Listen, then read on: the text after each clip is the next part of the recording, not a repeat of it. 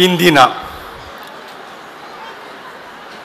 ತರಳಬಾಳು ಹುಣ್ಣಿಮೆ ಕಾರ್ಯಕ್ರಮದ ಈ ಶುಭ ಸಮಾರಂಭದ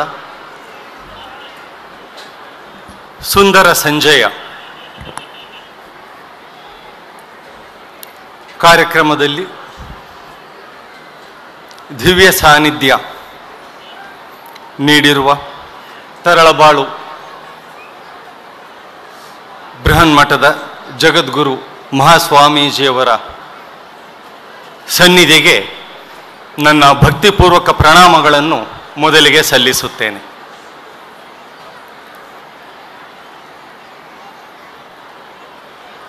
ತುಸು ಸಮಯದ ಮುಂಚೆ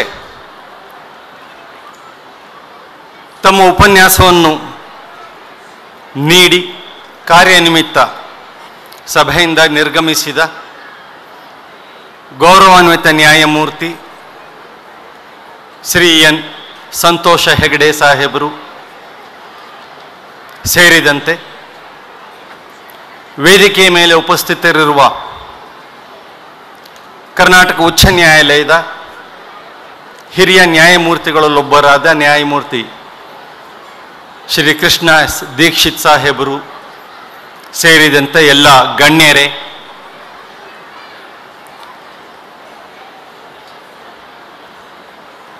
ಎಲ್ಲ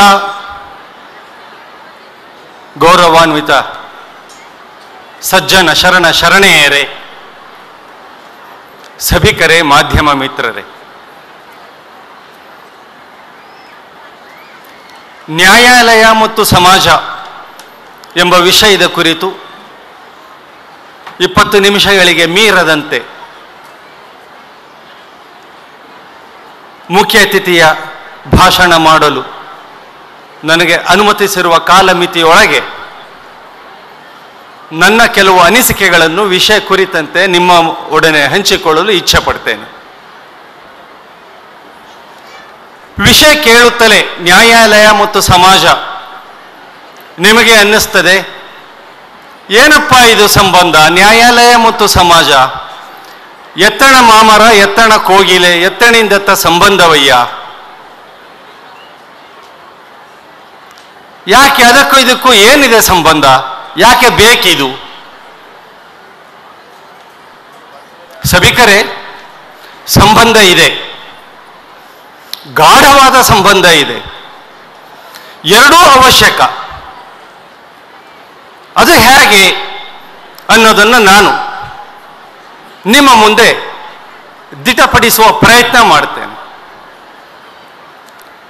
ನಿಮಗೆಲ್ಲ ತಿಳಿದಿರುವಂತೆ ಮನುಷ್ಯ ಸಂಘಜೀವಿ. ಅವನು ಏಕಾಂಗಿ ಜೀವನ ನಡೆಸಲಿಕ್ಕೆ ಇಷ್ಟಪಡಲ್ಲ. ಪ್ರಾಣಿ ವರ್ಗದಲ್ಲಿ ಅತಿ ಉನ್ನತ ಸ್ತರದಲ್ಲಿರ್ತಕ್ಕಂತಹ ಪ್ರಾಣಿ ಮನುಷ್ಯ ಪ್ರಾಣಿ. ಈ ಮನುಷ್ಯ ಪ್ರಾಣಿ ಸಂಘಜೀವಿಯಾಗಿರೋದ್ರಿಂದ ಬೇರೆ ಜನಗಳ ಜೊತೆಗೆ ಜೀವನ ನಡೆಸಲಿಕ್ಕೆ ಇಷ್ಟಪಡ್ತಾನೆ. ಯಾವಾಗ ಆತ ಬೇರೆ ಜನಗಳ ಜೊತೆಗೆ ಬೆರೆತು ಜೀವನ ನಡೆಸಲಿಕ್ಕೆ ಇಷ್ಟಪಡ್ತಾನೋ ಅವಾಗ ಒಂದು ಸಮೂಹ ಏರ್ಪಡ್ತದೆ. ಅಂದ್ರೆ ಬಹಳಷ್ಟು ಜನಗಳು ಬೆರೀತಾರೆ, ಒಂದು ಸಮೂಹ ಆಗುತ್ತೆ. ಯಾವಾಗ ಈ ಮನುಷ್ಯರ ಒಂದು ಸಮೂಹ ಏರ್ಪಡುತ್ತೋ ಅವರವರ ನಡುವೆ ವಿಚಾರ ವಿನಿಮಯ ಆಗುತ್ತೆ, ಚಟುವಟಿಕೆಗಳು ಪರಸ್ಪರ ವಿನಿಮಯ ಆಗ್ತಾವೆ, ಚಟುವಟಿಕೆಗಳು ನಡೀತಾವೆ, ಭಿನ್ನಾಭಿಪ್ರಾಯಗಳು ಹುಟ್ಟುಕೊಳ್ತಾವೆ. ಅವಾಗ ಕೆಲವೊಂದು ಶಿಸ್ತು, ರೂಪುರೇಷೆ, ರೀತಿ ನೀತಿ ಆ ಸಮೂಹನ ಒಂದು ಶಿಸ್ತುಬದ್ಧ ಹಾದಿಯಲ್ಲಿ ನಡೆಸಲಿಕ್ಕೆ ಬೇಕಾಗತ್ತೆ. ಅವುಗಳನ್ನ ಆ ಸಮೂಹದ ಸದಸ್ಯರುಗಳು ಅಂದ್ರೆ ಮನುಷ್ಯರು ರೂಪಿಸಿಕೊಂಡು, ಇದು ನಮ್ಮ ಸಮೂಹಕ್ಕೆ ಈ ರೀತಿ ನೀತಿ ಇರಲಿ, ಈ ರೀತಿ ರಿವಾಜು ಇರಲಿ, ಈ ನಿಯಮಗಳು ಇರಲಿ ಅಂತ ಹೇಳಿ ಕೆಲವೊಂದು ಶಿಸ್ತುಗಳನ್ನ, ನಡವಳಿಕೆಗಳನ್ನ, ರೀತಿ ರಿವಾಜುಗಳನ್ನ ಅವರು ಹಾಕೊಂಡಾಗ ಆ ಸಮೂಹ ಒಂದು ಸಮಾಜವಾಗಿ ಮಾರ್ಪಡುತ್ತೆ. ಇದ್ಯಾವುದೂ ಇಲ್ಲದೇ ಇದ್ದ ಪಕ್ಷದಲ್ಲಿ ಅದು ಕೇವಲ ಒಂದು ಗುಂಪಾಗಿ ಮಾತ್ರವೇ ಉಳಿತದೆ ಹೊರತು ಸಮಾಜ ಅಂತ ಅನ್ನಿಸ್ಕೊಳ್ಳಲ್ಲ. ಹೀಗಾಗಿಯೇ ನಾವು ಪ್ರಾಣಿಗಳ ಗುಂಪು ಅಂತ ಹೇಳ್ತೇವೆ, ಕುರಿಯ ಮಂದೆ ಅಂತೇವೆ, ಇಲ್ಲಿ ನೋಡು ಪ್ರಾಣಿಗಳ ಗುಂಪಿದೆ ಅಂತ ಹೇಳ್ತೇವೆ. ಅವುಗಳಲ್ಲಿ ಶಿಸ್ತಿಲ್ಲ, ಸಂಯಮ ಇಲ್ಲ, ರೀತಿ ನೀತಿ ಇಲ್ಲ, ಕೇವಲ ಒಂದು ಗುಂಪಾಗಿ ಗುರುತಿಸ್ತೇವೆ. ಒಂದು ಹಕ್ಕಿ ಹಾರಿದರೆ ಅದರ ಹಿಂದೆ ನೂರಾರು ಹಕ್ಕಿಗಳು ಹಾರಿಕೊಂಡು ಹೋಗ್ತವೆ. ಸಾಗರಗಳನ್ನು ದಾಟಿ ಸಹಸ್ರಾರು ಕಿಲೋಮೀಟರ್ ದೂರ ಪರ್ಯಟನೆ ನಡೆಸುವ ಹಾರಿ ಬರುವ ವಲಸಿಗ ಹಕ್ಕಿಗಳನ್ನು ನಾವು ನೋಡ್ತೇವೆ. ನೋಡು, ಪಕ್ಷಿಗಳ ಸಮೂಹ ಹೊರಟಿದೆ, ಹಾರ್ತಾ ಇದೆ ಬಾನಲ್ಲಿ ಅಂತೇವೆ. ಮಾನವರ ವಿಷಯ ಬಂದಾಗ ನೋಡಪ್ಪ, ಆ ಸಮಾಜ ಎಂಥ ಶಿಸ್ತುಬದ್ಧವಾಗಿದೆ, ಆ ಸಮಾಜ ಎಂಥ ಅನುಕರಣೀಯವಾಗಿದೆ, ಆ ಸಮಾಜದಲ್ಲಿ ಎಷ್ಟೊಂದು ನಾಗರಿಕತೆ ಇದೆ ಅಂತ ಹೇಳ್ತೇವೆ.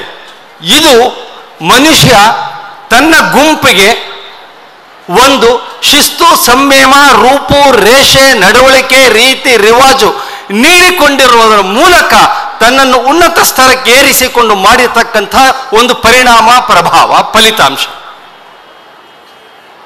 ಅಂತಹ ಸಮಾಜಕ್ಕೆ, ಅಂತಹ ಯಾವುದೇ ಸಮಾಜ ಒಂದೊಂದು ಪ್ರದೇಶದಲ್ಲೂ ಒಂದು ನಿರ್ದಿಷ್ಟ ರೀತಿ, ರಿವಾಜು, ನಿಯಮ, ಶಿಸ್ತು, ಪದ್ಧತಿ, ಆಚಾರ ವಿಚಾರ ಹೊಂದಿರತಕ್ಕಂಥ ಸಮಾಜ ಇರಬಹುದು. ಅಂತಹ ಯಾವುದೇ ಸಮಾಜವಿರಲಿ, ಎಲ್ಲಿಯೇ ಅಂತಹ ಸಮಾಜವಿರಲಿ, ಎಲ್ಲ ಸಮಾಜಕ್ಕೂ ಒಂದು ಮೂಲಾಧಾರ ದಯೆ. ಆ ದಯಾಗುಣ ಮನುಷ್ಯನನ್ನ ಶಿಸ್ತು, ರೀತಿ, ನೀತಿ, ರಿವಾಜು, ತಾಳ್ಮೆ, ಸಹನೆ ಇವುಗಳನ್ನೆಲ್ಲ ರೂಢಿಸಿಕೊಳ್ಳುವ, ಬೆಳೆಸಿಕೊಳ್ಳುವ, ಉತ್ತಮ ಮೌಲ್ಯಯುತ ಜೀವನ ನಡೆಸಿಕೊಡುವ ಕಲೆಯನ್ನ ಕಲಿಸಿಕೊಡುತ್ತೆ. ಅಂತಹ ದಯೆ ಪ್ರತಿಯೊಂದು ಸಮಾಜಕ್ಕೂ ಅವಶ್ಯ. ಯಾವುದೇ ಸಮಾಜ ಉತ್ತಮ ಸಮಾಜ ಆಗಬೇಕಾದ್ರೆ ಅದು ಜಾತ್ಯತೀತವಾಗಿರಬೇಕು, ಧರ್ಮ ನಿರಪೇಕ್ಷವಾಗಿರಬೇಕು ಎನ್ನುವುದು ಒಂದು ಅಪೇಕ್ಷೆ ಮತ್ತು ಹಿತಕರ. ಅಂತಹ ಯಾವುದೇ ಧರ್ಮಕ್ಕೂ ಕೂಡ ದಯೆ ಬಹಳ ಮೂಲ. ಹಾಗಾಗಿಯೇ ಜಗಜ್ಯೋತಿ ಬಸವೇಶ್ವರರು ಹೇಳಿದ್ದಾರೆ, ದಯೆಯಿಲ್ಲದ ಧರ್ಮವಾವುದಯ್ಯ, ದಯೆಯೇ ಬೇಕು ಸಕಲ ಪ್ರಾಣಿಗಳೆಲ್ಲರಲ್ಲಿ, ದಯೆ ಇಲ್ಲದವರ ಮೆಚ್ಚ ನಮ್ಮ ಕೂಡಲ ಸಂಗಮ ದೇವ. ಹಾಗಾಗಿ ಯಾವುದೇ ಧರ್ಮಕ್ಕಾದರೂ ಕೂಡ ದಯೆ ಪ್ರಾಥಮಿಕ, ಅವಶ್ಯಕ, ಅಗತ್ಯ. ಅಂತಹ ಒಂದು ಸಮಾಜದಲ್ಲಿ ದಯೆ ಇದೆ, ರೀತಿ ಇದೆ, ನೀತಿ ಇದೆ, ಶಿಸ್ತು ಇದೆ, ಎಲ್ಲದೂ ಇದೆ, ಸರಿ. ಆದರೂ ಕೂಡ ನಾನು ಅವಾಗಲೇ ಹೇಳಿದಾಗೆ ಸಮಾಜದಲ್ಲಿನ ಜನಗಳ ನಡುವೆ ಸಂಪರ್ಕ, ಸಂವಹನ ಹೆಚ್ಚಿದಂತೆಲ್ಲ ಒಳ್ಳೆಯ ಘಟನೆಗಳು, ಅವಘಡಗಳು, ಅಚಾತುರ್ಯಗಳು ನಡೆಯುವುದು ಸ್ವಾಭಾವಿಕ, ಸಹಜ. ಅದೇ ರೀತಿ ತಗದೆ ವ್ಯಾಜ್ಯಗಳು ನಡೆಯುವುದು ಕೂಡ ಸ್ವಾಭಾವಿಕ, ಸಹಜ. ಅಂತಹ ಒಂದು ಸಮಾಜದಲ್ಲಿ ಒಂದು ಶಿಸ್ತನ್ನು ರೂಪಿಸಬೇಕು, ಇದು ಒಂದು ನಾಗರಿಕ ಸಮಾಜ ಆಗಬೇಕು ಅಂತ ಹೇಳಿದಾಗ ಆ ಸಮಾಜಕ್ಕೆ ಕಾನೂನಿನ ಅವಶ್ಯಕತೆ ಬರುತ್ತೆ. ಇದು ತಪ್ಪು, ಇದು ಸರಿ, ಇದು ಮಾಡಬೇಡ, ನೀನು ಒಬ್ಬ ಉತ್ತಮ ನಾಗರಿಕ ಮನುಷ್ಯನಾಗಿ ಮನುಷ್ಯ ಅಂತ ಅನ್ನಿಸ್ಕೊಳ್ಬೇಕಾದ್ರೆ ನೀನು ಕೆಲವೊಂದು ವಿಷಯಗಳನ್ನು ಮಾಡಬೇಕು, ಕೆಲವೊಂದನ್ನು ಮಾಡಬಾರದು. ಇದು ನಮಗೆ ನಾವು ನೀಡಿಕೊಳ್ಳುವ ಕಾನೂನು ನಿಯಮಗಳಲ್ಲಿ ಹೇಳ್ತವೆ. ಈಗ ಅನೇಕಾನೇಕ ಸಹಸ್ರಾರು ಕಾನೂನು ನಿಯಮಗಳು ಪುಂಖಾನುಪುಂಖವಾಗಿ ಬಂದಿದ್ದರೂ ಕೂಡ ಕ್ರಿಸ್ತಶಕ 12ನೇ ಶತಮಾನದಲ್ಲಿಯೇ ಜಗಜ್ಯೋತಿ ಬಸವೇಶ್ವರರು ಮಾನವ ಧರ್ಮಕ್ಕೆ ತೀರಾ ಮುಖ್ಯವಾದ, ಮೂಲಭೂತವಾದ, ಸರಳವಾದ ಕಾನೂನನ್ನು ಹೇಳಿದ್ದಾರೆ. ಕಳಬೇಡ, ಕೊಲಬೇಡ, ಹುಸಿಯ ನುಡಿಯಲು ಬೇಡ, ಮುನಿಯಬೇಡ, ಅನ್ಯರಿಗೆ ಅಸಹ್ಯ ಪಡಬೇಡ, ತನ್ನ ಬಣ್ಣಿಸಬೇಡ, ಇದಿರು ಹೊಳೆಯಲು ಬೇಡ. ಇದೇ ಅಂತರಂಗ ಶುದ್ಧಿ, ಇದೇ ಬಹಿರಂಗ ಶುದ್ಧಿ, ಇದೇ ನಮ್ಮ ಕೂಡಲ ಸಂಗಮ ದೇವನ ಒಲಿಸುವ ಪರಿ. ಎಷ್ಟು ಸುಂದರವಾಗಿ ಹೇಳಿದ್ದಾರೆ, ಎಷ್ಟು ಅರ್ಥಗರ್ಭಿತವಾಗಿದೆ. ಈಗ ಇಲ್ಲಿಯವರೆಗೂ ನಾವು ಏನು ಇಂಡಿಯನ್ ಪೀನಲ್ ಕೋಡ್, ಭಾರತೀಯ ದಂಡ ಸಂಹಿತೆ, ಈಗ ಭಾರತೀಯ ನ್ಯಾಯ ಸಂಹಿತೆ ಅಂತೆಲ್ಲ ಹೇಳ್ತೇವೋ, ಕಳ್ಳತನ ಮಾಡಿದ್ರೆ, ತುಡುಗು ಮಾಡಿದ್ರೆ ಅದು ಶಿಕ್ಷಾರ್ಹ ಅಪರಾಧ, ಅದು ತಪ್ಪು. ಸುಳ್ಳು ಹೇಳಿದ್ರೆ ಅದು ತಪ್ಪು, ಶಿಕ್ಷಾರ್ಹ ಅಪರಾಧ. ಇನ್ನೊಬ್ಬರನ್ನ ನಿಂದಿಸಿದರೆ ಅದು ಮಾನನಷ್ಟಕ್ಕೆ ದಾರಿ ಕೊಡ್ತದೆ. ಅದೆಲ್ಲವನ್ನು ಕ್ರಿಸ್ತ ಶಕ 12ನೇ ಶತಮಾನದಲ್ಲಿಯೇ ಬಸವೇಶ್ವರರು ಹೇಳಿದ್ದಾರೆ ಈ ಸುಂದರ ವಚನದ ಮೂಲಕ. ಕಳಬೇಡ, ಕೊಲ್ಲಬೇಡ. ನೋಡಿ, ಸಮಾಜ ಸುಧಾರಕ ಕ್ರಾಂತಿಕಾರಿ ಬಸವೇಶ್ವರರು, ಬಸವಣ್ಣ ಅಂತ ಹೆಸರು ಬಂದಿದ್ದೆ ಅವರಿಗೆ ಒಂದು ಸಮಾಜ ಸುಧಾರಣೆ, ಒಳ್ಳೆಯ ಸಮಾಜ ಕಟ್ಟಬೇಕು, ಸಮಾಜವೇ ಮನುಷ್ಯನಿಗೆ ಒಂದು ಭದ್ರ ಬುನಾದಿ, ಒಳ್ಳೆಯ ಸಮಾಜ ಉತ್ತಮ ಮನುಷ್ಯನನ್ನು ರೂಪಿಸುತ್ತೆ, ಉತ್ತಮ ಮನುಷ್ಯ ಒಳ್ಳೆಯ ಸಮಾಜದ ಭಾಗಿಯಾಗಬಲ್ಲ ಅನ್ನುವ ಆಲೋಚನೆಯನ್ನು ಕ್ರಿಸ್ತ ಶಕ 12ನೇ ಶತಮಾನದಲ್ಲೇ ಕಂಡಿದ್ರು. ಅದೇ ಬಸವಣ್ಣನವರು ಎಲ್ಲರನ್ನೂ ಸಮಾನವಾಗಿ ಕಾಣು, ಎಲ್ಲರನ್ನೂ ನಿನ್ನಂತೆ ಕಾಣು, ಅಸ್ಪೃಶ್ಯತೆಯನ್ನು ಪಾಲಿಸಬೇಡ ಅನ್ನೋದನ್ನು ಅವರು ಹೇಳಿದ್ರು ತಮ್ಮ ಇನ್ನೊಂದು ವಚನದ ಮೂಲಕ. ಪುಣ್ಯ ಪಾಪವೆಂಬುದು ತಮ್ಮಿಷ್ಟ ಕಂಡಿರೆ, ಪುಣ್ಯ ಪಾಪವೆಂಬುದು ತಮ್ಮಿಷ್ಟ ಕಂಡಿರೆ, ಅಯ್ಯ ಎಂದೆಡೆ ಸ್ವರ್ಗ, ಎಲವೋ ಎಂದೆಡೆ ನರಕ, ದೇವಭಕ್ತಿ ಜಯ ಜಿಯೋ ಎಂಬ ನುಡಿಯೊಳಗೆ ಕೈಲಾಸವಿದ್ದುದೇ ಕೂಡಲ ಸಂಗಮ ದೇವ. ಅಯ್ಯ ಎಂದೆಡೆ ಸ್ವರ್ಗ, ಎಲವೋ ಎಂದೆಡೆ ನರಕ. ನೋಡಿ, ಎಲ್ಲರನ್ನೂ ಗೌರವದಿಂದ ಕಾಣು, ಎಲ್ಲರನ್ನೂ ಉತ್ತಮ ಭಾವನೆಯಿಂದ ಕಾಣು, ಅಸ್ಪೃಶ್ಯತೆಯನ್ನು ದೂರ ಇಡು. ನಾವು ಈಗ ಕಾನೂನು ತರ್ತಿದ್ದೇವೆ, ಅಸ್ಪೃಶ್ಯತಾ ನಿವಾರಣೆ ಕಾನೂನು, ಪರಿಶಿಷ್ಟ ಜಾತಿ ಪರಿಶಿಷ್ಟ ಪಂಗಡ ದೌರ್ಜನ್ಯ ತಡೆ ಕಾನೂನು ಇತ್ಯಾದಿ. ಇದನ್ನ ಕ್ರಿಸ್ತ ಶಕ 12ನೇ ಶತಮಾನದಲ್ಲಿಯೇ ಜಗಜ್ಯೋತಿ ಬಸವೇಶ್ವರರು ನಮಗೆ ಹೇಳಿದ್ದಾರೆ. ಇಷ್ಟಾಗಿಯೂ ಮಾನ್ಯರೇ, ಇಷ್ಟಾಗಿಯೂ ಮಹಾನ್ ಸಮಾಜ ಸುಧಾರಕರು, ಭಕ್ತಿ ಭಂಡಾರಿ ಬಸವಣ್ಣನವರಂತವರು, ಅನೇಕ ಶರಣರು, ಸಜ್ಜನರು ನಮಗೆ ಇಂತಹ ಅನೇಕ ಉದಾತ್ತ ಅಂಶಗಳನ್ನು, ವಿಷಯಗಳನ್ನು, ಉತ್ತಮ ಸಮಾಜ ನಿರ್ಮಾಣ ಕುರಿತಂತೆ ಹೇಳಿದ್ದರೂ ಕೂಡ ನಮ್ಮಗಳ ನಡುವಿನ ಭಿನ್ನಾಭಿಪ್ರಾಯಗಳಿಂದ, ದೃಷ್ಟಿಕೋನ ಬದಲಾವಣೆಯಿಂದ ಮತ್ತು ನಮ್ಮದೇ ಆದ ವಿಚಾರ ಧಾಟಿಗಳ ವ್ಯತ್ಯಯದಿಂದ ಹಾಗೂ ನ್ಯಾಯಮೂರ್ತಿ ಸಂತೋಷ ಹೆಗಡೆ ಅವರು ಹೇಳಿದಾಗೆ ದುರಾಸೆಯೂ ಒಂದು ಅಂಶ. ದುರಾಸೆ, ಅಲ್ಪತೃಪ್ತಿ, ತೃಪ್ತಿಹೀನತೆ ಇತ್ಯಾದಿಗಳಿಂದ ನಮ್ಮಲ್ಲಿಯೇ ಕಲಹ, ಭಿನ್ನಾಭಿಪ್ರಾಯ, ವ್ಯಾಜ್ಯ, ತಗಾದೆ, ಅಪರಾಧಗಳು ನಡೀತವೆ. ಹಾಗಾದ್ರೆ ಕಾನೂನು ಇದೆ, ಸಮಾಜ ಕಾನೂನು ಮಾಡಿದೆ, ಇಲ್ಲಿ ಅನ್ಯಾಯ ನಡೀತಿದೆ, ಅಕ್ರಮ ನಡೀತಿದೆ, ವ್ಯಾಜ್ಯ ನಡೀತಿದೆ, ತಗಾದೆ ನಡೀತಿದೆ. ಮತ್ತೆ ಹಾಗಾದ್ರೆ ಏನು ಪರಿಹಾರ? ಅವಾಗ ಬರ್ತದೆ ನ್ಯಾಯಾಲಯ. ಈ ಸಮಾಜಕ್ಕೆ ನ್ಯಾಯಾಲಯದ ಪ್ರವೇಶವಾಗುವುದು ಆ ಸಂದರ್ಭದಲ್ಲಿ. ಹಾಗಾಗಿಯೇ ನ್ಯಾಯಾಲಯಕ್ಕೂ ಸಮಾಜಕ್ಕೂ ಏನು ಸಂಬಂಧ? ಇಲ್ಲಿಂದ ಶುರುವಾಗ್ತದೆ ನ್ಯಾಯಾಲಯ ಮತ್ತು ಸಮಾಜದ ಸಂಬಂಧ. ಯಾವಾಗ ಜನಗಳಲ್ಲಿ ಕಲಹ ಬರ್ತದೋ, ತಗಾದೆ ಬರ್ತದೋ, ವ್ಯಾಜ್ಯ ಬರ್ತದೋ, ಕಾನೂನು ಇದ್ದರೂ ಕೂಡ ಕೇವಲ ಕಾನೂನು ಬರೆದಿಡುವುದರಲ್ಲಿ, ಜನಗಳಿಗೆ ಕಾನೂನು ಇದೆ ಅಂತ ಹೇಳೋದ್ರಲ್ಲಿ ಏನೂ ಸಾಧನೆ ಇಲ್ಲ. ಆ ಕಾನೂನನ್ನು ಪಾಲಿಸುವವರು ಬೇಕು. ಕಾನೂನನ್ನು ಪಾಲಿಸುವಂತೆ ಯಾರು ಎದುರುದಾರನಿದ್ದಾನೆ, ಪಕ್ಷಗಾರನಿದ್ದಾನೆ, ನನ್ನ ಪ್ರಕಾರ ತಪ್ಪು ಮಾಡಿದಾನೆ ಅನಿಸ್ತದೆ, ಅವನನ್ನ ಕರೆದು ಬುದ್ಧಿ ಹೇಳಿ, ನೋಡು ಇಲ್ಲಿ ಕಾನೂನು ಉಲ್ಲಂಘನೆ ಆಗಿದೆ, ಇದು ತಪ್ಪು, ಇದು ಸರಿಯಾದ್ದನ್ನು ಮಾಡು, ತಪ್ಪನ್ನು ಮಾಡಬೇಡ, ತಪ್ಪು ಮಾಡಿದರೆ ನಿನಗೆ ಈ ಶಿಕ್ಷೆ ಅನ್ನೋದು ಹೇಳೋದು ಬೇಕು. ಅದನ್ನು ನ್ಯಾಯಾಲಯ ಮಾಡುತ್ತೆ. ಏನು ಮಾಡುತ್ತೆ ಕಡೆ ಪಕ್ಷ? ಕಡೆಯದಾಗಿ ನ್ಯಾಯಾಲಯ ಮಾಡುವುದು ಒಂದೇ. ವ್ಯಕ್ತಿಗಳ ನಡುವಿನ ವ್ಯಾಜ್ಯದಲ್ಲಿ, ನಡೆದದೇ ಆದ ಯಾವುದೇ ಒಂದು ಘಟನೆಯಲ್ಲಿ, ಅವಘಡದಲ್ಲಿ ಸತ್ಯ ಏನು ಅನ್ನೋದನ್ನಷ್ಟೇ ಅದು ಹುಡುಕುತ್ತೆ. ಕೇವಲ ಸತ್ಯವನ್ನು ಹುಡುಕುವ, ಇದು ಸತ್ಯ ಎಂದು ಹೇಳುವ, ತನ್ಮೂಲಕ ಈತ ತಪ್ಪು ಈತ ಸರಿ ಎಂದು ಹೇಳುವ ಒಂದು ವ್ಯಾವಹಾರಿಕ ಕ್ರಿಯೆಯನ್ನು ಮಾತ್ರವೇ ನ್ಯಾಯದಾನ ವ್ಯವಸ್ಥೆ ಎನ್ನುವುದು ಮಾಡುತ್ತೆ. ಅಂದರೆ ಸತ್ಯಕ್ಕೆ ಪ್ರಾಧಾನ್ಯತೆ ಇದೆ.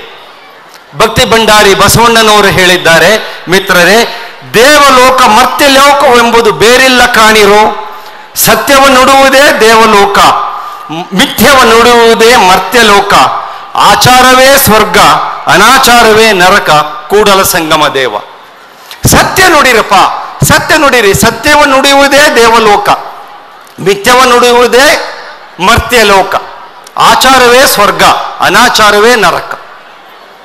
ಆ ಸತ್ಯ ಸಂಶೋಧನೆಯೇ ನ್ಯಾಯಾಲಯ ಮಾಡ್ತದೆ. ಹಾಗಾಗಿಯೇ ಯಾವುದೇ ಒಂದು ಸಮಾಜದಲ್ಲಿ ತಗಾದೆ ವ್ಯಾಜ್ಯ ಅಂತ ಬಂದಾಗ ಆ ತಗಾದೆ ವ್ಯಾಜ್ಯಕ್ಕೆ ಯಾರು ಪಕ್ಷಗಾರರಿರ್ತಾರೋ, ಒಬ್ಬ ಮೊಕದ್ದಮೆ ಕೇಸ್ ಹಾಕಿದವನು, ಮೊಕದ್ದಮೆ ಹೂಡಿದವನು, ಇನ್ನೊಬ್ಬ ಎದುರುದಾರ ಪಾರ್ಟಿ ಯಾರ ವಿರುದ್ಧ ಮೊಕದ್ದಮೆ ಹಾಕಿದವರು, ಅವರಿಬ್ಬರನ್ನ ನ್ಯಾಯಾಲಯಕ್ಕೆ ಕರೆಸಿದಾಗ ವಿಚಾರಣೆ ನಡೆಯೋದು. ಯಾರ ಹೇಳಿಕೆ ಸರಿ, ಯಾರ ಹೇಳಿಕೆ ತಪ್ಪು, ಯಾರ ಪರ ನಿಲುವು ತಳಿಬೇಕು, ಯಾರದ್ದು ಸರಿ ಯಾರದ್ದು ತಪ್ಪು. ಅವಾಗ ನ್ಯಾಯಾಲಯ ಸತ್ಯ ಹುಡುಕ್ಬೇಕು. ಅವಾಗ ಏನು ಮಾಡ್ತಾರೆ? ಸಾಕ್ಷಿ ಸಂಗ್ರಹ ಮಾಡ್ತಾರೆ. ಯಾವುದೇ ಸಾಕ್ಷಿ ನ್ಯಾಯಾಲಯದಲ್ಲಿ ಸಾಕ್ಷ್ಯ ನುಡಿಬೇಕಾದ್ರೆ ಅವನಿಗೊಂದು ಪ್ರಮಾಣ ವಚನ ಬೋಧಿಸ್ತಾರೆ ನ್ಯಾಯಾಲಯದಲ್ಲಿ. ಅವನನ್ನ ಕಟಕಟೆಯಲ್ಲಿ ನಿಲ್ಲಿಸಿ, ಅಯ್ಯ ನಿನಗೆ ದೇವರಲ್ಲಿ ನಂಬಿಕೆ ಇದೆಯಾ? ಹೌದು ಸ್ವಾಮಿ ಇದೆ. ಹಾಗಾದ್ರೆ ಪ್ರಮಾಣ ವಚನ ಸ್ವೀಕರಿಸು ಹೇಳ್ತಾರೆ. ಆತ ಹೇಳ್ಬೇಕದನ್ನ. ದೇವರ ಮುಂದೆ ಪ್ರಮಾಣ ಮಾಡಿ ಸತ್ಯವನ್ನೇ ಹೇಳುತ್ತೇನೆ, ಸತ್ಯವನ್ನು ಬಿಟ್ಟು ಬೇರೇನೂ ಹೇಳುವುದಿಲ್ಲ, ನಾನು ಹೇಳುವುದೆಲ್ಲ ಸತ್ಯ. ಅಂದ್ರೆ ನೋಡಿ, ನ್ಯಾಯಾಲಯದಲ್ಲಿ ನಮಗೆ ನ್ಯಾಯ ಸಿಗುತ್ತೆ, ನ್ಯಾಯಾಲಯಕ್ಕೆ ಹೋಗ್ತೇವೆ ಅಂತ ಹೇಳಿ ಯಾವುದನ್ನ ನಾವು ನಮ್ಮ ಭಾರತದ ಪ್ರಜಾತಂತ್ರ ವ್ಯವಸ್ಥೆಯಲ್ಲಿ ಒಂದು ಉನ್ನತ ಸ್ಥಾನದಲ್ಲಿ ಇಟ್ಟಿದ್ದೆವೋ ಅದನ್ನ ಅದು ನೋಡುವುದು, ಆ ನ್ಯಾಯಾಲಯ ನೋಡುವುದು ಕೇವಲ ಸತ್ಯವನ್ನು ಮಾತ್ರ. ಸತ್ಯದ ಹುಡುಕಾಟದಲ್ಲಿ ಮಾತ್ರವೇ ಇರ್ತದೆ. ಇದೇ ಸತ್ಯ ಅಂತ ಅದು ನಿರ್ಧಾರಕ್ಕೆ ಬರ್ತದೆ. ನಾವು ನ್ಯಾಯಾಲಯದಲ್ಲೂ ಒಂದು ಘೋಷಣೆ ವಾಕ್ಯವನ್ನು ಕಾಣ್ತೇವೆ, ಸತ್ಯಮೇವ ಜಯತೆ, ಸತ್ಯಕ್ಕೆ ಗೆಲುವು, ಸತ್ಯ ಮಾತ್ರವೇ ಗೆಲ್ಲುತ್ತದೆ ಅಂತ. ಇದನ್ನೇ ನಾನು ಪದೇ ಪದೇ ಹೇಳಿದಂತೆ ಜಗಜ್ಯೋತಿ ಬಸವೇಶ್ವರರು 12ನೇ ಶತಮಾನದಲ್ಲಿಯೇ ನಾನೀಗ ಹೇಳಿದಂತೆ ಹೇಳಿದ್ದಾರೆ. ದೇವಲೋಕ ಮತ್ತೆ ಲೋಕ ಎಂಬುದು ಬೇರೆಲ್ಲ ಕಾಣಿರೋ, ಸತ್ಯವನ್ನು ನುಡಿಯುವುದೇ ದೇವಲೋಕ, ಸತ್ಯವನ್ನು ನುಡಿಯುವುದೇ ದೇವಲೋಕ. ಅಂದರೆ ಸತ್ಯದ ಪ್ರಾಧಾನ್ಯತೆ ಎಷ್ಟು. ಉತ್ತಮ ಸಮಾಜ ಕಟ್ಟಲಿಕ್ಕೆ ಸತ್ಯ ಮನುಷ್ಯ ಒಂದು ಸತ್ಯ ಜೀವನ ನಡೆಸಬೇಕು, ಸತ್ಯ ಪಾಲನೆ ಮಾಡಬೇಕು, ಸತ್ಯ ಮಾರ್ಗದಲ್ಲಿ ಇರಬೇಕು, ಸತ್ಯ ನುಡಿಬೇಕು. ಅದನ್ನ ಜಗಜ್ಯೋತಿ ಬಸವೇಶ್ವರರು ಅಂದೇ ಹೇಳಿದ್ದಾರೆ 12ನೇ ಶತಮಾನದಲ್ಲಿ. ನಾವು ಅದನ್ನ ಇಂದಿನ ನ್ಯಾಯಾಲಯದಲ್ಲಿ ಕಾಣ್ತೇವೆ. ಯಾಕೆ? ನಮಗೆ ಆ ನ್ಯಾಯಾಲಯವು ಉತ್ತಮ ಸಮಾಜ ನಿರ್ಮಾಣಕ್ಕೆ ಪೂರಕ, ಉತ್ತಮ ಸಮಾಜ ನಿರ್ಮಾಣಕ್ಕೆ ಸಹಕಾರಿ. ಸರಿ, ನ್ಯಾಯಾಲಯ ಅಂತ ನಾನು ಹೇಳ್ತಿದ್ದೇನೆ. ಮಿತ್ರರೇ, ಇಲ್ಲಿ ನಾನು ಹೇಳಲಿಕ್ಕೆ ಹೊರಟಿರೋದು, ನಾವು ಕಟ್ಟಿ ಅದಕ್ಕೂ ಒಂದು ಸಾಂಸ್ಥಿಕ ರೂಪ ನೀಡಿ ಗುರುತಿಸಿರುವ ನ್ಯಾಯಾಲಯವೇ ಹೊರತು ಆಧ್ಯಾತ್ಮಿಕ ಅಥವಾ ಲೌಕಿಕ ನ್ಯಾಯಾಲಯ ಅಲ್ಲ. ನಾವು ಆಧ್ಯಾತ್ಮಿಕ ಪರಿಧಿಯಲ್ಲಿ ನ್ಯಾಯಾಲಯ ಅನ್ನೋದನ್ನ ಪರಿಭಾವಿಸಿದರೆ ನಮಗೆ ಕಂಡು ಬರೋದು ಈ ಲೌಕಿಕ ನ್ಯಾಯಗಳಲ್ಲ. ನಮ್ಮ ನಿಧನದ ನಂತರ ನಾವು ಚಿತ್ರಗುಪ್ತನ ಸಮಕ್ಷಮ ಯಮಧರ್ಮನ ಎದುರು ಎಲ್ಲಿ ನಿಲ್ತೇವೆ ಅದು ಕಂಡು ಬರ್ತದೆ ನಮಗೆ, ಅದು ನ್ಯಾಯಾಲಯ. ಆ ನ್ಯಾಯಾಲಯದ ದಾವಾಪತ್ರಗಳು ಯಾವುದು? ನಾವು ಮಾಡಿದ ಪಾಪ ಪುಣ್ಯ ಕರ್ಮಗಳು, ನಾವು ಎಷ್ಟು ಪಾಪ ಮಾಡಿದ್ದೇವೆ, ಎಷ್ಟು ಪುಣ್ಯ ಮಾಡಿದ್ದೇವೆ, ಅದನ್ನು ಆ ನ್ಯಾಯಾಲಯದಲ್ಲಿ ಒಪ್ಪಿಸಬೇಕಾಗತ್ತೆ. ಯಾರು ಒಪ್ಪಿಸ್ತಾರೆ? ಚಿತ್ರಗುಪ್ತರು ಒಪ್ಪಿಸ್ತಾರೆ. ಅವರು ಸರ್ಕಾರಿ ಅಭಿಯೋಜಕರಲ್ಲಿ ಏನ್ ಕೆಲಸ ಮಾಡ್ತಾರೆ, ಪ್ರಾಸಿಕ್ಯೂಟರ್, ಪಬ್ಲಿಕ್ ಪ್ರಾಸಿಕ್ಯೂಟರ್, ಆ ಕೆಲಸ ಮಾಡ್ತಾರೆ ಚಿತ್ರಗುಪ್ತರು. ಸ್ವಾಮಿ ಈತ ತಾನೊಬ್ಬ ಮನುಷ್ಯ ಅಂತ ಹೇಳ್ಕೊಂಡು ಭೂಲೋಕದಲ್ಲಿ ಬದುಕಿದ್ದಾಗ ಇಂತಿಂಥ ಕೆಲಸಗಳನ್ನು ಮಾಡಿದ್ದಾನೆ, ಇವಿಷ್ಟು ಒಳ್ಳೆಯ ಕೆಲಸಗಳನ್ನು ಮಾಡಿದ್ದಾನೆ, ಇವಿಷ್ಟು ಪಾಪದ ಕೆಲಸಗಳನ್ನು ಮಾಡಿದ್ದಾನೆ. ಆ ಯಮಧರ್ಮರಾಯ ನ್ಯಾಯಾಧೀಶನಾಗಿರ್ತಾನೆ, ಅವನು ತೀರ್ಪು ಕೊಡ್ತಾನೆ. ಇವನಿಗೆ ಇಷ್ಟು ದಿವಸ ಎಣ್ಣೆ ಕೊಪ್ಪರಿಗೆಯಲ್ಲೇ ಹಾಕಿ ಇವನನ್ನು ಪಾತಾಳ ಲೋಕದಲ್ಲಿ ಇಷ್ಟು ದಿವಸ ಬಂಧಿಸಿಡಿ, ಅಥವಾ ಒಳ್ಳೆ ಕೆಲಸಗಳಿದೆ ಇವನಿಗೆ ಸ್ವರ್ಗ ಪ್ರಾಪ್ತಿ ಅಂತ.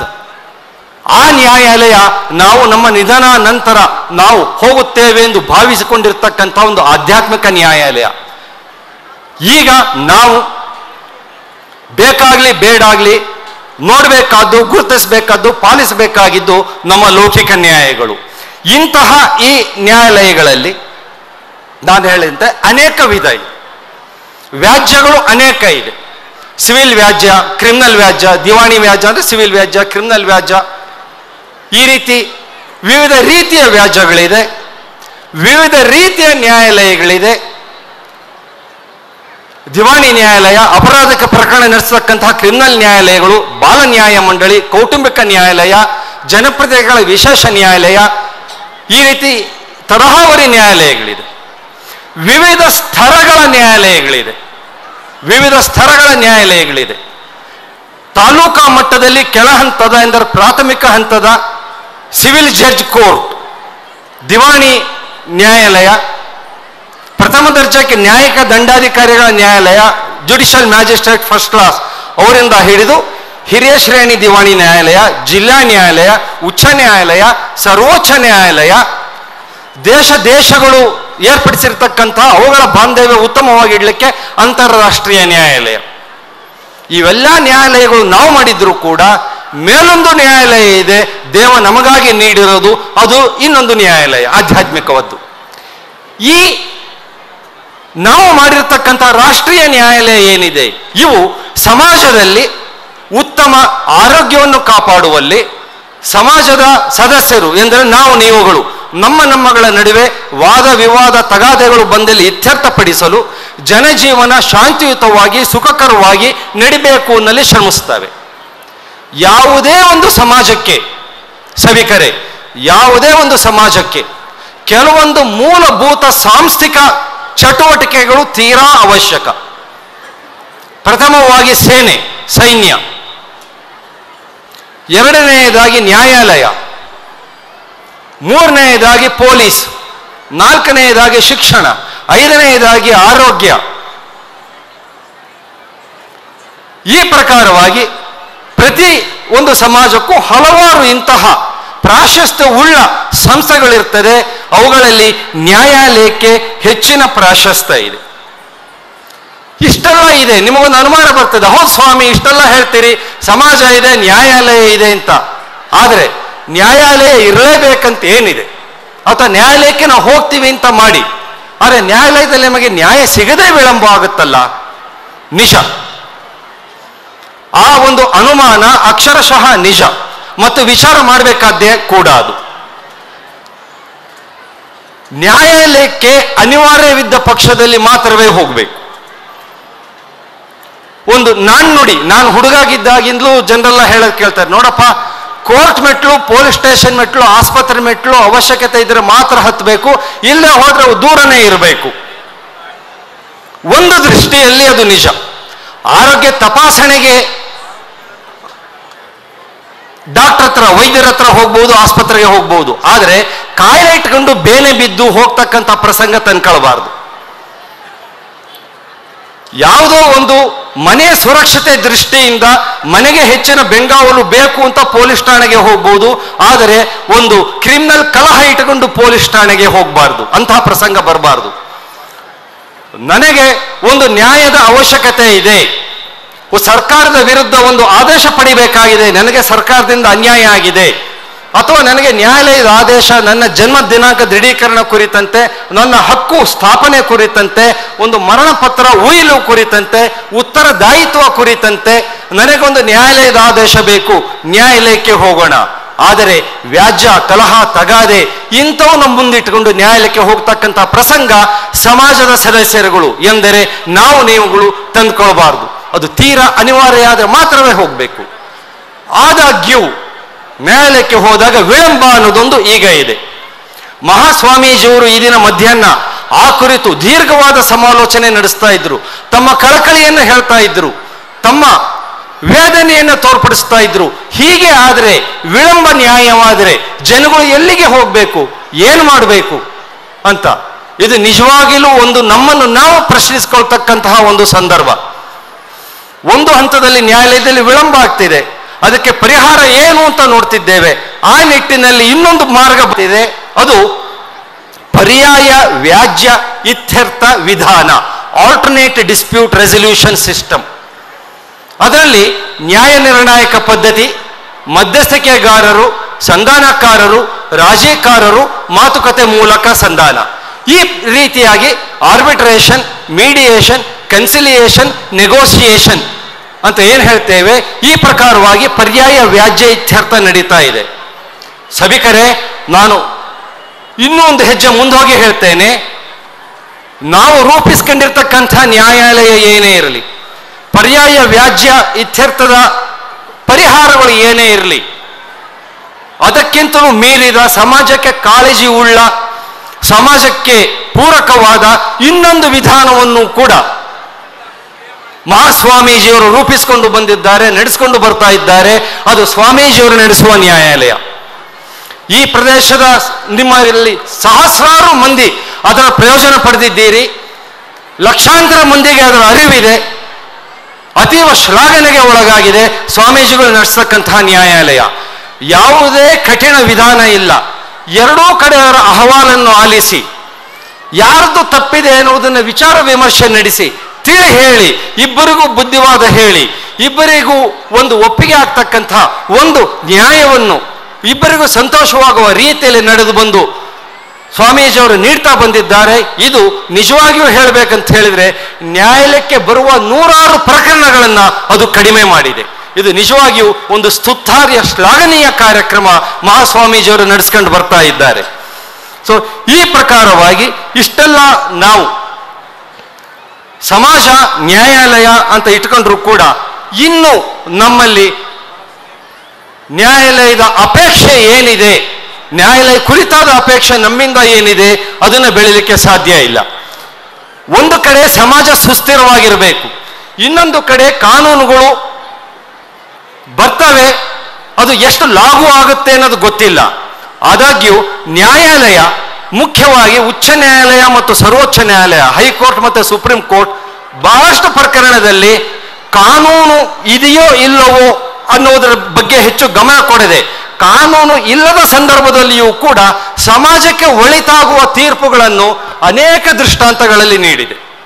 ಮಕ್ಕಳಿಗೆ ಕಡ್ಡಾಯ ಶಿಕ್ಷಣ, ಉತ್ತಮ ಆರೋಗ್ಯ ಸೇವೆ, ಮಾನವನ ಹಕ್ಕು, ಆಹಾರದ ಹಕ್ಕು, ಜೀತ ಪದ್ಧತಿ ನಿರ್ಮೂಲನೆ, ತೃತೀಯ ಲಿಂಗಿಗಳ ಸಮಾನ ಹಕ್ಕು ಇತ್ಯಾದಿಯಾಗಿ ಅನೇಕ ಅಂಶಗಳು ಕಾನೂನು ಬರುವ ಮುಂಚೆಯೇ ನ್ಯಾಯಾಲಯವು ತಾನು ಪರಾಮರ್ಶಿಸಿ ಆದೇಶ ನೀಡಿ ಒಂದು ಸ್ವಾಸ್ಥ್ಯ ಸಮಾಜಕ್ಕೆ, ಒಂದು ಉತ್ತಮ ಸಮಾಜಕ್ಕೆ ಇದು ಎಲ್ಲದೂ ಬೇಕು, ಎಲ್ಲರೂ ಸಮಾನರು, ಎಲ್ಲರೂ ಸಮಾನರು ಅಂತ ಆದಾಗ ಮಾತ್ರವೇ ಭಾರತ ಭವ್ಯ ಭಾರತವಾಗಲಿಕ್ಕೆ ಸಾಧ್ಯ, ನಮ್ಮ ಸಂವಿಧಾನದ ಆಶಯಗಳು ಈಡೇರಲಿಕ್ಕೆ ಸಾಧ್ಯ ಅನ್ನೋದನ್ನ ತೋರಿಸಿಕೊಟ್ಟಿದೆ. ಅಂದರೆ ಆ ಎಲ್ಲರೂ ಸಮಾನರು, ಸಮಾನತೆ ಮುಖ್ಯ, ಎಲ್ಲರಲ್ಲೂ ಸಮಾನತೆ ಬೇಕು ಅನ್ನೋದನ್ನ ನ್ಯಾಯಾಲಯ ಅನೇಕ ಸಂದರ್ಭಗಳಲ್ಲಿ ಒತ್ತಿ ಹೇಳ್ತಾ ಇದೆ. ಈ ಅಂಶವನ್ನೂ ಸಹ ನಮ್ಮ ಭಕ್ತಿ ಭಂಡಾರಿ ಬಸವಣ್ಣನವರು ಕ್ರಿಸ್ತ ಶಕ 12ನೇ ಶತಮಾನದಲ್ಲೇ ಹೇಳಿದ್ದಾರೆ. ಈ ಸಮಾನತೆ ಕುರಿತಂತೆ ಎಲ್ಲರೂ ಸಮಾನರು ಅನ್ನೋದನ್ನ ತಮ್ಮ ವಚನವೊಂದರಲ್ಲಿ. ನೆಲವೊಂದೇ ಹೊಲಗೇರಿ ಶಿವಾಲಯಕ್ಕೆ, ಜಲವೊಂದೇ ಶೌಚಾಚಮನಕ್ಕೆ, ಕುಲವೊಂದೇ ತನ್ನ ತಾ ಅರಿದವಂಗೆ, ಫಲವೊಂದೇ ಷಡು ದರ್ಶನ ಮುಕ್ತಿಗೆ, ನಿಲುವೊಂದೇ ನಿಮ್ಮನರಿದವರಿಗೆ ಕೂಡಲ ಸಂಗಮ ದೇವ. ನೋಡಿ, ಎಂತಹ ಜೀವನದ ಯಾವುದೇ ಸಮಸ್ಯೆ ಇರಲಿ, ಯಾವುದೇ ಗೊಂದಲ ಇರಲಿ, ಇದಕ್ಕೆ ಏನಿದೆ ಅಂತ ನೋಡಿ ನಿಮಗೆ ಬಸವಣ್ಣನವರ ವಚನದಲ್ಲಿ ಅದಕ್ಕೊಂದು ಪರಿಹಾರವಿದೆ. ಈಗ ನಾವು ಹುಡುಕುವ ಅನೇಕ ಪರಿಹಾರಗಳು ನಮಗೆ ಕ್ರಿಸ್ತ ಶಕ 12ನೇ ಶತಮಾನದಲ್ಲಿಯೇ ಬಸವಾದಿ ಶರಣರು ನೀಡಿದ್ದಾರೆ. ಅಂತಹ ಸಾರ್ಥಕ ಶರಣ ಪರಂಪರೆಯನ್ನು ಶ್ರೀ ತಳಬಾಳು ಜಗದ್ಗುರು ಬೃಹನ್ಮಠ ಅನೂಚಾನ ಕಾಲದಿಂದ ನಡೆಸಿಕೊಂಡು ಬರ್ತಾ ಇದೆ. ದಿವ್ಯ ಸಾನ್ನಿಧ್ಯ ವಹಿಸಿರುವ ಮಹಾಸ್ವಾಮಿಗಳು ಅದನ್ನು ಮತ್ತಷ್ಟು ಉನ್ನತ ಸ್ಥಾನಕ್ಕೆ ಏರಿಸಿದ್ದಾರೆ. ತಮ್ಮ ಸಾಮಾಜಿಕ ಕಾಳಜಿ ಮತ್ತು ಸಮಾಜ ಸೇವೆಯ ಮೂಲಕ ಸಮಾಜದ ಬಗ್ಗೆ ಕಾಳಜಿ ಹೊಂದಿರುವ ಸಮಾಜಪರ ಜನಪ್ರಿಯ ಕಾರ್ಯಕ್ರಮಗಳನ್ನು ಮಠದ ವತಿಯಿಂದ ವೈಯಕ್ತಿಕವಾಗಿ ಹಮ್ಮಿಕೊಂಡು ತಮ್ಮ ಸುತ್ತಮುತ್ತಲಿನ ಪ್ರದೇಶ ಜಾತ್ಯತೀತವಾಗಿ, ಧರ್ಮಾತೀತವಾಗಿ ಎಲ್ಲರೂ ಸುಖಿ ಜೀವನ ನಡೆಸುವಂತೆ ಶ್ರಮಿಸುವ ವ್ಯಕ್ತಿ ಯಾರಾದರೂ ಇಲ್ಲಿದ್ದಾರಾ ಅಂದರೆ ನಾನು ಗೌರವದಿಂದ ಸ್ವಾಮೀಜಿಯವರನ್ನು ತೋರಿಸ್ತೇನೆ, ಹೆಮ್ಮೆಯಿಂದ, ಭಕ್ತಿಯಿಂದ. ಅದರದ್ದೆಲ್ಲ ಫಲಾನುಭವಿಗಳು ನೀವು. ಅನೇಕ ಕೆರೆಗಳು ಈ ಪ್ರಾಂತ್ಯದಲ್ಲಿ ತುಂಬಿವೆ ಅವರ ಕಾಳಜಿಯಿಂದ, ಹೋರಾಟದಿಂದ. ನಾನೀಗ ಹೇಳಿದಂತೆ ಸಾಮಾಜಿಕ ನ್ಯಾಯಾಲಯ ಸಹಸ್ರಾರು ಕುಟುಂಬಗಳು ಒಡೆದು ಹೋಗುವುದನ್ನು ತಪ್ಪಿಸಿದೆ, ವ್ಯಾಜ್ಯ ತಗಾದೆಗಳನ್ನು ನಿಲ್ಲಿಸಿದೆ, ಕುಟುಂಬಗಳನ್ನು ಒಟ್ಟು ಮಾಡಿದೆ, ಸಂತೋಷವನ್ನು ಮರುಸ್ಥಾಪಿಸಿದೆ. ಅವರ ಸಾಮಾಜಿಕ ಕಾಳಜಿ ಅವರ ಪತ್ರಿಕೆಯಲ್ಲಿನ ಅಂಕಣದ ಮೂಲಕ ಬಿಸಿಲು ಬೆಳದಿಂಗಳು ಮೂಲಕ ನಾಡಿನಾದ್ಯಂತ ಪ್ರಸಿದ್ಧಿ ಗಳಿಸಿದೆ, ವಿಶ್ವಾಸ ಗಳಿಸಿದೆ, ಜನಪ್ರಿಯವಾಗಿದೆ. ನಾಡಿನೆಲ್ಲೆಡೆ ಅದನ್ನು ಹೊಗಳುತ್ತಾರೆ. ಇಂತಹ ಒಂದು ಉತ್ತಮ ವಿಚಾರ ನಮ್ಮಲ್ಲಿ ಇದೆ. ಅವರ ಈ ಬಸವಾದಿ ಶರಣರ ತತ್ವ ಪ್ರಚಾರ, ಜೀವನದ ಮೌಲ್ಯಗಳ ಪ್ರಚಾರ, ಉತ್ತಮ ಸಮಾಜಕ್ಕೆ ಏನು ಬೇಕು, ನ್ಯಾಯಾಲಯಕ್ಕೆ ಅನಿವಾರ್ಯ ಆದರೆ ಹೋಗಿ ನಿಮ್ಮ ಸಮಾಜವನ್ನು ನೀವು ಉತ್ತಮವಾಗಿ ರೂಪಿಸಿಕೊಳ್ಳಿ ಎನ್ನುವುದು ಕೇವಲ ಇಲ್ಲಿ ಕರ್ನಾಟಕಕ್ಕೆ ಮಾತ್ರ, ಭಾರತಕ್ಕೆ ಮಾತ್ರ ಸೀಮಿತವಾಗಿಲ್ಲ. ವಿಶ್ವ ಪರ್ಯಟನೆಯನ್ನು ಮಾಡಿದ್ದಾರೆ ಮಹಾಸ್ವಾಮೀಜಿಯವರು. ವಿಶ್ವದಾದ್ಯಂತ ಬಸವಾದಿ ಶಿವಶರಣರ ವಚನಗಳನ್ನು, ಅವುಗಳ ಮೌಲ್ಯಗಳನ್ನು, ಅವುಗಳ ಅರ್ಥವನ್ನು, ಅವುಗಳ ಸಾರವನ್ನು ಪಸರಿಸಿದ್ದಾರೆ. ತನ್ಮೂಲಕ ಸಮಾಜ ಉತ್ತಮ ಸಮಾಜ, ನಾಗರಿಕ ಸಮಾಜ ಅಂತ ಹೇಳಿದರೆ ಅಲ್ಲಿ ಸುಖ ಸಂತೋಷ ನೆಮ್ಮದಿ ಇರಬೇಕು. ಆ ಸುಖ ಸಂತೋಷ ನೆಮ್ಮದಿ ಇದ್ದಾಗ ನ್ಯಾಯಾಲಯ ತಾನಾಗಿಯೇ ದೂರ ಇರುತ್ತೆ. ಹಾಗಾಗಿ ಸಮಾಜಕ್ಕೆ ನ್ಯಾಯಾಲಯ ಬೇಕು, ಆದರೆ ಅವಶ್ಯಕಕ್ಕೆ ಮಾತ್ರವೇ ಇರಬೇಕು. ಅವಶ್ಯಕತೆಯನ್ನು ಮೀರಿ ಅವುಗಳ ರಂಗಪ್ರವೇಶ, ಮಧ್ಯಪ್ರವೇಶ ಆಗಬಾರ್ದು ಅನ್ನೋದನ್ನು ಸ್ವಾಮೀಜಿಯವರು ತಮ್ಮ ಆಚರಣೆಯಲ್ಲಿ, ನುಡಿಯಲ್ಲಿ, ನಡೆಯಲ್ಲಿ ತೋರಿಸಿಕೊಟ್ಟಿದ್ದಾರೆ. ಇಂತಹ ಮಹಾಸ್ವಾಮಿಗಳ ದಿವ್ಯ ಸಾನ್ನಿಧ್ಯದಲ್ಲಿ, ನೇತೃತ್ವದಲ್ಲಿ ತರಳಬಾಳು ಹುಣ್ಣಿಮೆ ಅನೇಕ ವರ್ಷಗಳಿಂದ ನಡೆದು ಬರ್ತಾ ಇದೆ. ಅಂತಹ ಹುಣ್ಣಿಮೆಯ ಕಾರ್ಯಕ್ರಮದಲ್ಲಿ ಈ ದಿನ ಸ್ವಾಮಿಗಳ ದಿವ್ಯ ಸಾನ್ನಿಧ್ಯದಲ್ಲಿ ನನ್ನದೊಂದು 2 ಮಾತುಗಳನ್ನು ನ್ಯಾಯಾಲಯ ಮತ್ತು ಸಮಾಜ ಕುರಿತಂತೆ ಹೇಳಲಿಕ್ಕೆ ಅನುವು ಮಾಡಿಕೊಟ್ಟಿದ್ದೀರಿ. ಹಾಗೆ ಮಾಡಿಕೊಟ್ಟ ಮಹಾಸ್ವಾಮಿಗಳಿಗೂ, ಬೃಹನ್ ಮಠಕ್ಕೂ ಹಾಗೂ ಎಲ್ಲ ಶರಣೆಯರಿಗೂ ನನ್ನ ಶರಣಾರ್ಥಿಗಳು.